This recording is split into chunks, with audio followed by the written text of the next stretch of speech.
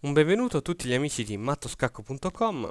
Come abbiamo visto nell'articolo, il tema di oggi è appunto il gambetto di donna sì, ma una particolare variante che è l'attacco lettone o detto anche alla baionetta. Infatti poi vedremo in che situazione appunto si viene a creare questo attacco. La partita è stata giocata nel 93 col bianco Shirov e col nero Akopian. Allora, D4, D5, C4, C6, classica difesa slava, cavallo F3, cavallo F6, cavallo C3, cavallo E6, con questa struttura di pedoni E6, D5, C6, il nero va a creare una difesa semislava. Ora E3, cavallo in BD7, e a questo punto il bianco può decidere se far uscire la donna in C2 o far uscire l'alfiere in D3. Una mossa vale l'altra. Alfiere D6, posizionando l'alfiere nella miglior casa possibile. G4. Ecco, questo attacco insolito è appunto l'attacco alla baionetta. Che cosa succede qui? Che il bianco mette volontariamente in presa il suo pedone G4 per far sì che il cavallo in F6 lo vada a catturare. Se il cavallo cattura questo pedone avvelenato, segue torre G1. Dopo ritirata di cavallo, c'è un attacco diretto su G7. Se si prova a difendere questo cavallo, c'è il modo poi per mandarlo via e quindi succedono veramente molti casini. Comunque, secondo varie analisi, si è ritenuto che prendere questo pedone non è una buona mossa.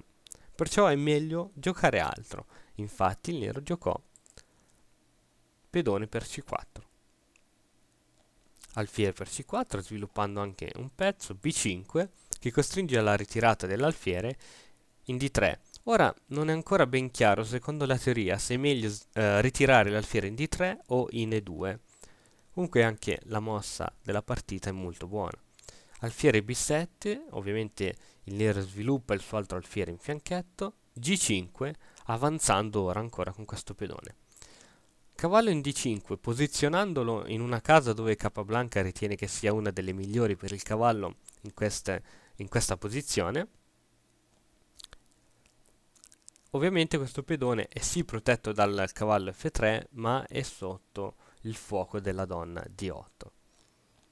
Cavallo E4 minacciando l'alfiere D6 che è costretto alla ritirata, dove si ritira su E7 dove crea una batteria di donna e alfiere che puntano sul debole pedone G5. Alfiere D2, andando anche a controllare un po' di case scure ad ovest, dato che non fanno mai male. Donna B6, la donna si sposta sull'ala di donna dove c'è il gioco, diciamo. La donna serve a sostenere il pedone A7 che può spingere in A5, il pedone sulla colonna B e il pedone sulla colonna C. Torre C1, rafforzando il controllo e il dominio sulla colonna C. Donna B4. Quando l'avversario gioca questa mossa è sempre un duro colpo per noi perché ci mette sotto assedio la donna e l'alfiere. Quindi ritirando la donna, il cavallo ci attacca l'alfiere. Tuttavia, l'unico modo per appunto non perdere l'alfiere Campochiaro, che è fortissimo in questa posizione, è sacrificare l'altro alfiere Camposcuro, di cui facciamo tranquillamente anche a meno. Quindi alfiere per B4, alfiere per B4 scacco. Ora, interporre un pezzo, per esempio il cavallo in E in D2 o in C3 oppure anche l'altro cavallo in D2 è una ritirata molto passiva, perciò in questo caso in cui il centro comunque è bloccato è meglio spingere il pedone in E2, tanto l'arrocco ormai non credo che si possa fare con un pedone in G così avanzato, perciò Re E2 e il bianco gioca tranquillamente. C5, dato che il Re comunque è al centro, il nero cerca di aprire un po' il centro. A3, intrappolando l'alfiere. C4, intrappolando l'alfiere bianco. A questo punto A per B4 e se segue ora C per D3, il bianco va in vantaggio. Perciò che cosa si inventò il nero? Alfiere D5, riprendendosi poi il pedone. Tanto l'alfiere Campochiaro D3 è lì, nessuno lo può togliere, quindi il nero sta tranquillo, nonostante momentaneamente è sotto di un pezzo. Cavallo F2, arrocco. Ecco, questo arrocco ora crea un obiettivo d'attacco al bianco. Infatti il bianco subito non perde tempo e gioca torre G1, andando a sostenere il pedone e una futura spinta, comunque attacco sull'ala di re.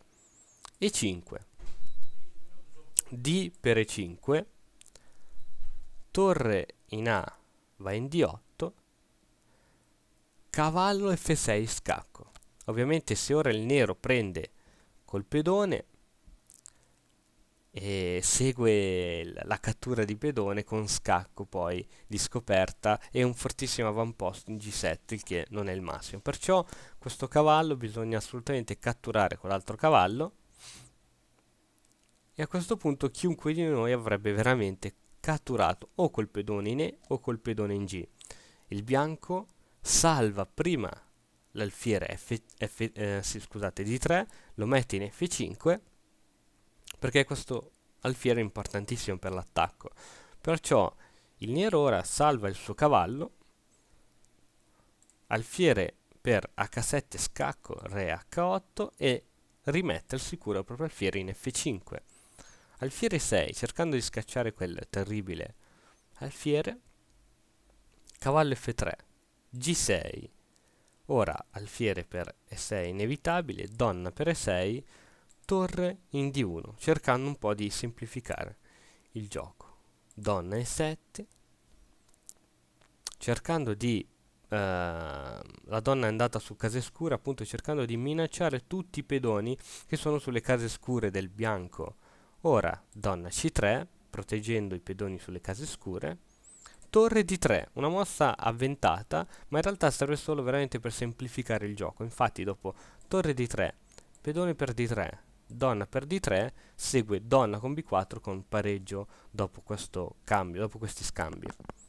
Ora il bianco è in vantaggio, ha 6 pedoni bianchi contro 4 del nero, il materiale è lo stesso, quindi avendo in vantaggio 2 pedoni, il trucco secondo la teoria di scacchi è quello di semplificare per arrivare in un finale vincente. Quindi donna D4 cercando di cambiare le donne, la donna si sposta, cavallo D2 minacciando la donna E6, donna D6 andando appunto ancora a proporre questo cambio, ma il nero rifiuta giustamente, torre C1 minacciando ancora la donna. Ovviamente la donna non può prendere questa torre in C1 perché altrimenti segue torre per F8 e fa molto male per il nero. Donna G4 scacco, re D3, re G7, F4 andando a proteggere i propri pedoni. Ora il punto vulnerabile del bianco è il pedone H2 che la donna va subito a cercare di catturare, ma il bianco momentaneamente giustamente se ne infischia per giocare E6, mossa fortissima, F per E6, entrata di torre in settima, e qui le acque per il nero si fanno veramente torbide. Il re si ritira. A questo punto chiunque di noi avrebbe ora giocato donna E7 per poi attaccare, oppure non so, cavallo E4, comunque sempre per creare degli obiettivi d'attacco. In realtà bisogna essere molto bravi anche in queste situazioni per cercare di capire se il nostro avversario può avere un contrattacco micidiale. A questo punto, dato che il bianco è sicuro della propria vittoria, vuole assicurarsi ancora di più per non avere brutte sorprese in futuro. Perciò, anziché giocare, non so, donna appunto E7 o qualsiasi altra mossa d'attacco, gioca una mossa profilattica, re C2, magnifica, io direi. Infatti dopo per esempio donna F5 scacco e 4 e toglie veramente ogni possibilità di controgioco, dopodiché per vincere veramente questioni di mosse.